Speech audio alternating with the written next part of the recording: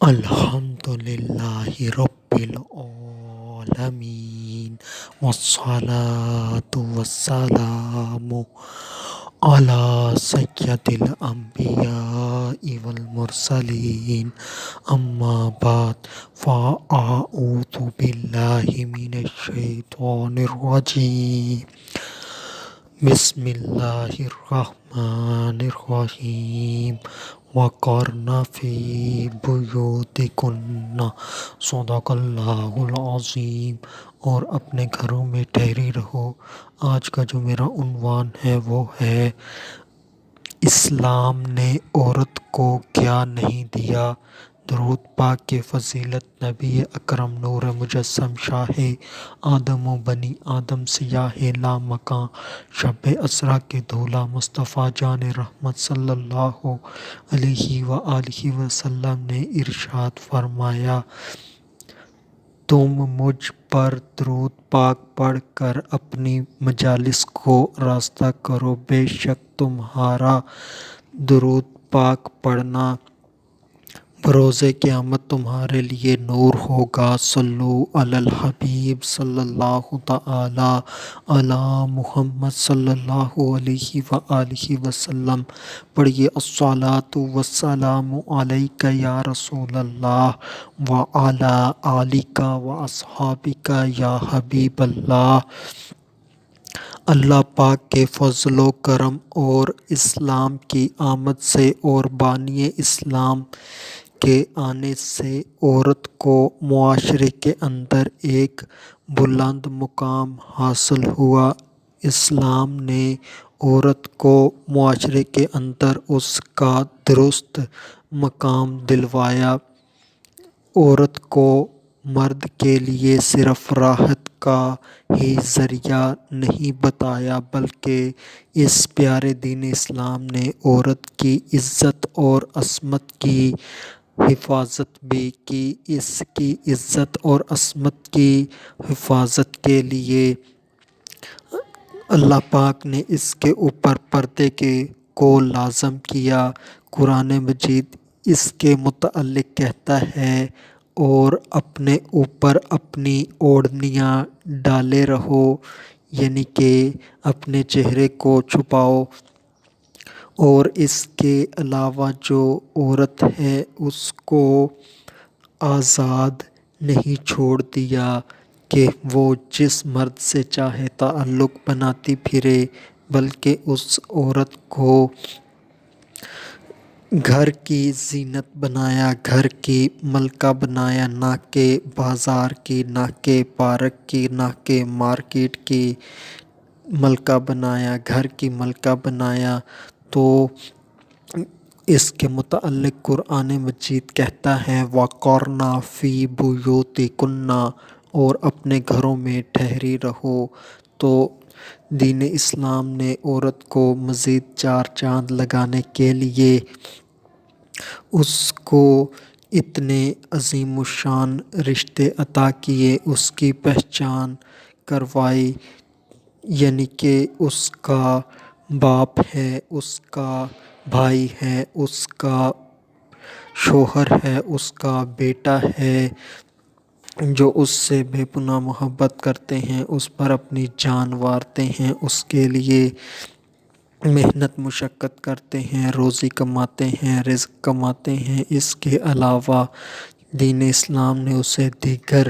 رشتہ دار عطا کیے، جیسے کہ چچا، تایا، ماموں، خالو، اسی طرح مامی، پھر چچی، اسی طرح دادا، نانی، نانا وغیرہ، اس طرح سے کزن وغیرہ، بے پناہ اس طرح کے قیمتی خوبصورت رشتے عطا کیے عورت کو۔ پھر اس کے ساتھ ساتھ عورت کو اس طرح سے بھی نوازا کہ اس کو مکمل آزادی نہیں دی کہ جس مرد سے چاہے تعلق بنا لے، بلکہ اس کو ایک عورت کو ایک مرد کے لیے خاص کیا، یعنی کہ ایک عورت ایک وقت میں ایک ہی مرد سے شادی کر سکتی ہے، اب وہ عورت اس مرد کے لیے بہت قیمتی ہوتی ہے، اس کی عزت ہوتی ہے، تو اس کے لیے وہ مرد کماتا ہے، اس کے لیے وہ سب کچھ کرتا ہے، اس کا خرچ اٹھاتا ہے، اس کا نان و نفقہ، اس کا سارا معاملات اپنے ذمہ لیتا ہے۔ تو اس طرح سے اس کو پورے معاشرے کی، پوری سٹی کے یا بڑی سطح پہ سب مردوں کے لیے راحت کا ذریعہ نہیں بنایا اللہ نے، بلکہ ایک وقت میں ایک عورت کو ایک مرد کے آرام و سکون کا ذریعہ بنایا۔ اس طرح سے دین اسلام نے عورت کو اس طرح سے بھی نوازا کہ اگر وہ بازار کی زینت ہوتی تو فتنہ فساد ہوتا، تو آپس میں مردوں کے درمیان دشمنی ہوتی، تو اور عورت سے بھی دشمنی ہوتی کہ وہ اس کے پاس کیوں جاتی ہے، میرے پاس کیوں نہیں آتی، تو اس طرح عورت کا ہی قتل ہو جاتا۔ دین اسلام نے اس کو زندہ جلا دینے سے بچا لیا، اور جو دین اسلام ہے اس نے عورتوں کے حقوق مقرر کیے جس طرح سے مردوں کے حقوق ہیں۔ تو اللہ پاک نے عورتوں کے قدموں کے نیچے جنت کو رکھا، یعنی کہ ایک مرد ہے اس کی جنت جو ہے اس کے ماں کے قدموں تلے ہے۔ اور اس طرح سے دین اسلام نے عورت کو یہ مقام دیا کہ تم عورتوں سے شادی کر کے اپنے نفس کو محفوظ کر لو، یعنی کہ اس سے ہوگا یہ کہ تم پھر بد نظری کا، بے حیائی کا، زنا کا شکار نہیں ہوگے۔ اور اس کے علاوہ اسلام کی یہ تعلیمات ہیں کہ جب عورت نکاح ہو کر آئے، یعنی کہ دلہن بن کر آئے، تو اس کے قدموں کو دھو کر جو پانی بچتا ہے اس کو گھر کے چاروں کونوں میں چھڑک دیا جائے تاکہ اس سے برکت آئے۔ اور اسی طرح سے عورت کو مزید مقام عطا کیا، عورت کو زینت بنایا مرد کے لیے، مرد کو زینت بنایا عورت کے لیے۔ مرد عورت کا لباس ہے اور عورت مرد کا لباس ہے، جیسے کہ کوئی بھی انسان ہو، چاہے مرد ہو یا عورت ہو، جب وہ اچھا لباس پہنتا ہے تو وہ خوشی محسوس کرتا ہے۔ جب کسی لڑکے کی یا لڑکی کی شادی اس کی پسند کے مطابق ہوتی ہے، یعنی کہ جس کو وہ اچھا سمجھتا ہے، سمجھتی ہے، تو وہ اس کے اوپر خوش ہوتی ہے۔ تو یہ اس طرح سے عورت کو دین اسلام نے نوازا اور مردوں کو حکم دیا کہ تم اپنے نکاح کے لیے بہترین عورت کا انتخاب کرو۔ ایمان کے بعد جو بڑی نعمت ہے وہ عورت ہے۔ دنیا کے اندر یہ جتنے بھی مال ہیں، گاڑیاں ہیں، کوٹھیاں ہیں، نوکر چاکر ہیں، یہ جتنی بھی چیزیں ہیں، نعمتیں ہیں، یہ کچھ بھی نہیں۔ جو دنیا کا سب سے قیمتی مال ہے وہ عورت ہے، جس کے پاس اس دنیا کے اندر نیک بیوی ہے، دین اسلام کے اوپر چلنے والی بیوی ہے، تو وہ سب سے امیر ہے، کیونکہ اس کی زندگی میں سکون ہوگا۔ کیونکہ جب عورت اللہ سے ڈرنے والی ہو اور اللہ کو راضی کرنے والی ہو تو اسے معلوم ہے کہ اللہ صرف حقوق اللہ ادا کرنے سے راضی نہیں ہوتا، حقوق العباد بھی پورے کرنے پڑیں گے۔ تو جب وہ ان باتوں کا خیال رکھے گی کہ میں نے شوہر کی خدمت کرنی ہے، تو اسے آرام و سکون پہنچانا ہے، تو شوہر کی زندگی اس کے لیے دنیا میں ہی جنت بن جائے گی۔ اور مردوں کو یہ حکم دیا کہ عورتوں کو غلاموں کی طرح مارو نہ، پیٹو نہ، ان کے ساتھ ویسا ہی سلوک کرو جیسا اپنے ساتھ کرتے ہو، یعنی کہ جو تم خود کھاؤ انہیں وہی کھلاؤ، جو تم خود پہنو انہیں ویسا ہی پہناؤ، یعنی کہ جس قیمت کا تم لباس پہنتے ہو ویسا ہی انہیں پہناؤ، جیسا کھانا تم کھاتے ہو ویسا ہی اسے کھلاؤ۔ اس طرح کی دین اسلام کی تعلیمات ہیں۔ اور اگر کسی شوہر کو عورت سے تکلیف پہنچتی ہے تو اگر وہ شوہر اس کے اوپر صبر کرتا ہے تو اس کے بدلے میں اس کو جنت ملے گی۔ تو دین اسلام نے جو عورت کو آسائشیں دیں، نعمتیں دیں، سہولیات دیں، مقام دیا، وہ مکمل طور پر کما حقہ بیان کرنا تقریباً ناممکن ہے۔ تو جہاں تک ہو سکا بندہ ناچیز نے بیان کیا۔ آج ہمارے معاشرے کے اندر عورتیں کہتی پھرتی ہیں کہ ہمیں ہمارا حق دو، ہمیں آزادی دو۔ وہ اس چیز کو آزادی سمجھتی ہیں کہ ان کا ایک شوہر نہ ہو، بلکہ وہ جس مرد کے پاس چاہیں آئیں جائیں، کوئی روک ٹوک نہ ہو۔ تو وہ اس چیز کو آزادی سمجھتی ہیں کہ وہ گھروں میں نہ رہیں بلکہ روڈوں پہ پھریں، پارکوں میں پھریں، ادھر ادھر جہاں چاہے پھریں، سیر و سیاحت کریں۔ وہ اس چیز کو آزادی چاہتی ہیں کہ ان سے پردہ ختم ہو جائے، وہ جس طرح کا لباس چاہیں پہنے، فحاشی اور ریانی والا،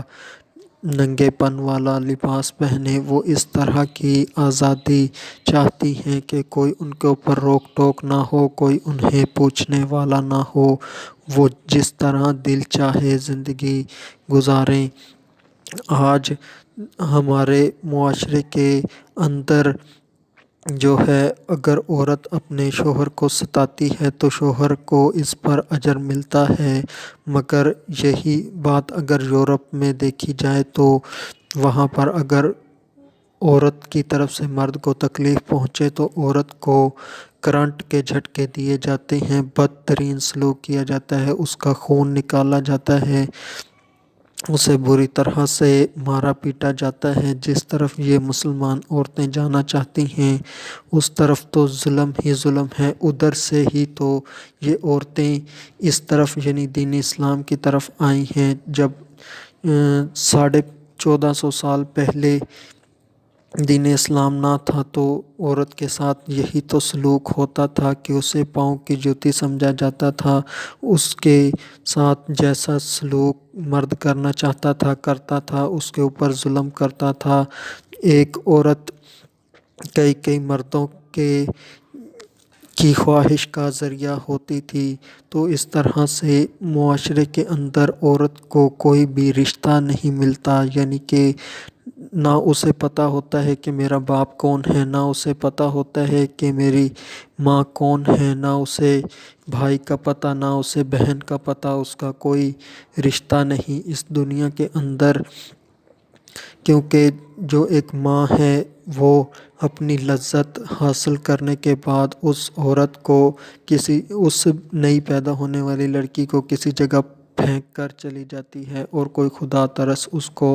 پال لیتا ہے۔ اس طرح اس کو اپنے باپ کا، اپنی ماں کا پتہ نہیں ہوتا، یعنی کہ یہ نتیجہ ہے آزادی کا، مادر پدر آزاد ہونے کا۔ تو اس طرح سے ہمارے معاشرے کے اندر تباہیاں آ رہی ہیں۔ تو بس ہمارا ان سے یہی مطالبہ ہے کہ جیسے دین اسلام نے انہیں عزت دی ہے، عروج دیا ہے، مقام دیا ہے، اس کے مطابق ہی زندگی گزاریں۔ اللہ پاک نے ایک مرد کی تسکین کے لیے 4 عورتوں کی اجازت دی ہے، یعنی کہ ایک مرد اگر 4 عورتوں کا نان و نفقہ برداشت کر سکتا ہے، ان میں عدل کر سکتا ہے تو وہ 4 عورتوں کے ساتھ نکاح کر سکتا ہے، مگر جب وہ انصاف نہ کر سکتا ہو تو اس کے لیے ایک ہی کافی ہے۔ تو اس کے متعلق وعید بھی ہے کہ جو اپنی بیویوں کے درمیان عدل و انصاف نہیں کرے گا تو وہ کل بروز قیامت اس طرح آئے گا کہ اس کا ایک حصہ یعنی کہ وہ مفلوج ہوگا، جیسے کہ ایک حصے سے مراد اس کی پوری باڈی کا اگر آدھا کیا جائے سر سے لے کے پاؤں تک، تو اس طرح سے آدھا جسم ادھر آدھا جسم ادھر، تو اس طرح اس کا ایک حصہ مفلوج ہوگا۔ تو اسی طرح سے عورت کو پردے میں رکھ کر اس کی قیمت کو بڑھایا ہے، جیسے کہ جو کوڑا کرکٹ ہوتا ہے، گندگی ہوتی ہے، وہ ویسے ہی پڑی ہوتی ہے، بکھری ہوئی ہوتی ہے، اور جو قیمتی چیز ہوتی ہے وہ